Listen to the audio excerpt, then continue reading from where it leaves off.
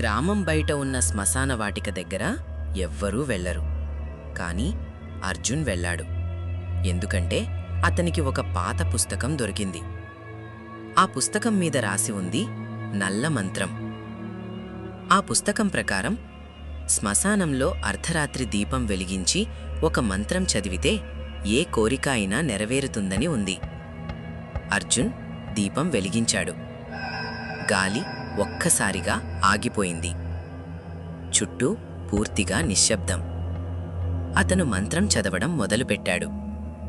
చివరి పదం చెప్పగానే దీపం స్వయంగా ఆరిపోయింది.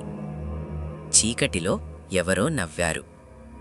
అర్జున్ నెమ్మదిగా వెనక్కి తిరిగాడు. అక్కడ ఒక నల్లని నీడ నిలబడి ఉంది. కళ్ళు మాత్రమే ఎర్రగా మెరుస్తున్నాయి. అది నెమ్మదిగా చెప్పింది, నీ కోరిక నెరవేరుతుంది, కానీ ధర నీ ఆత్మ. అర్జున్ పారిపోవడానికి ప్రయత్నించాడు. కాని నేలపై అతని నీడ కదలలేదు. నీడ అతన్ని బిగిగా పట్టుకుంది. మరుసటి రోజు శ్మశానంలో ఒక పుస్తకం మాత్రమే దొరికింది. ఆ పుస్తకం మీద కొత్తగా రాసి ఉంది, తర్వాతి వాడిని ఎదురు చూస్తున్నాను.